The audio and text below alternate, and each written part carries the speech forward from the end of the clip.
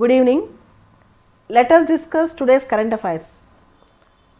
Congress leader Sajjan Kumar gets lifetime imprisonment for anti-Sikh riots. As you all know, in 1984, there was Operation Blue Star in Amritsar Golden Temple. The Sikh extremist Jarnail Singh Bhindranwale and his followers were killed. After that, to take a revenge on this Operation Blue Star, Indira Gandhi was killed. Immediately after Indira Gandhi's death, anti-Sikh rioting went on in New Delhi and some other parts of North India. In that, many Sikhs, innocent Sikhs, were killed. After 34 years of this incident, yesterday, Mr. Sajjan Kumar, who was involved, got convicted in the case. So, in this case, the important question for mains is, you should know Operation Blue Star and what is Khalistan movement. Khalistan movement is for separate Sikh nation, and in what way Canada is related to Khalistan movement. In Canada, many Sikhs, the people from Sikh community went, and some of them have a sympathy towards Khalistan movement. These things you have to read. Secessionism in India, separate nationhood from India. For example, NSCN-IM, Nationalist Socialist Council of Nagaland, Isaac Muyava, they want sharing of sovereignty, separate Nagalim country. In the same way, there was a secessionist movement in Khalistan, Punjab, they wanted to secede from India. That was Khalistan movement. One has to read about this. When you get this news, Sajjan Kumar's life imprisonment, you should also know what is Khalistan movement. Next important article today is Maldives President Mr. Soli's visit to India. Maldives is in a debt trap almost. It has to pay around $3.2 billion to China. Now, few days back, the new president of Maldives, Mr. Soli, wanted to establish a good friendship with India. Our Prime Minister Narendra Modi attended Mr. Soli's swearing-in ceremony. Now, first foreign visit of Mr. Soli, Maldives President Mr. Soli, first foreign visit is to India. India promised $1.4 billion financial support, financial package to Maldives. India promised $1.4 billion financial support to Maldives, and India also wanted to extend cooperation with Maldives with respect to maritime security in the Indian Ocean region. Apart from that, easy visa processing between the travelers from Maldives to India and India to Maldives, and cooperation in transportation, tourism, connectivity, maritime security, investments, etc. So, India and Maldives are going to have strong ties. As you all know, India and Maldives are members in SAARC. There are total 8 members in SAARC, South Asian Association for Regional Cooperation, which was formed in 1985. India and Maldives are members. Till last month, Maldives was in political crisis, and Mr. Amin government have a bitter ties with India. Now, Mr. Soli have come. Let us hope that India and Maldives will have a good ties. Actually, China's friendship with Maldives and Maldives' relationship with China is a cause of concern to India. Maldives secretly signed free trade agreement with China. Few years back, Maldives Malé airport contract, which was given to GMR, was withdrawn and the contract was given to China. All these things are the irritants between India and Maldives. Now it's a ray of hope that Soli told Maldives feels that India is its closest neighbor.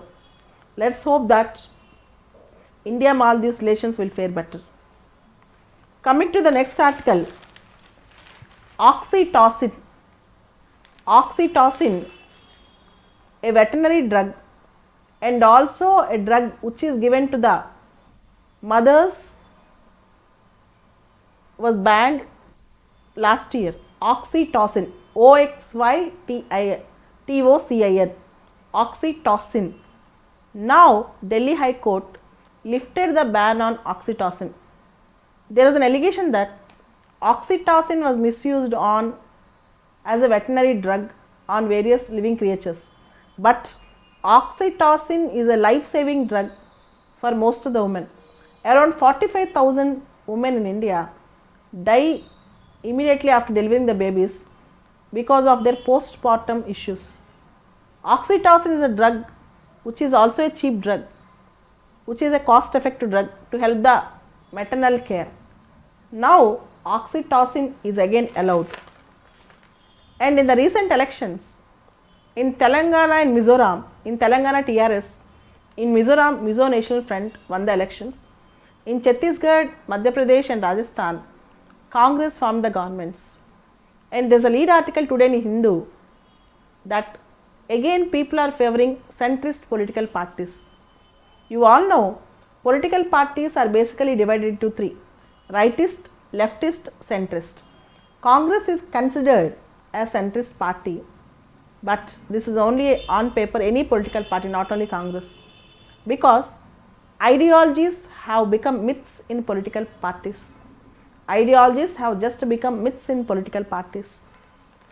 And let's wait whether centrist parties will continue to win or not in the next general elections. Coming to the next issue, not a decisive factor. This is about Nota, none of the above. As you all know, Nota is becoming famous day by day. The last column after all the candidates list, the last thing in the EVM machine is Nota.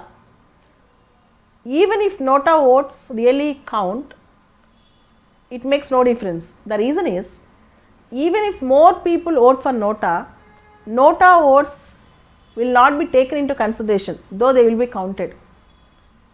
So it is a myth that Nota made a lot of difference in the last 5 states elections. But the young people who are very confused to whom to elect, if they really wanted to vote, they may go and vote for Nota. Nota vote make no difference, because though Nota votes are counted, Nota will not be taken into consideration for results. In fact, except in Telangana, in other 4 states, Nota votes got decreased. Only in Telangana, Nota votes got increased from 0.7% to 0.10%. So the parties are throwing blame for their loss because of Nota, but this is not a right point. A next important article, Katowice, Poland. KATOWICE, Katowice, Poland. In Poland, 80% of energy production is through coal. Katowice is also famous for coal energy production, but the COP24 summit was held at Katowice, Poland. COP24, Conference of Parties.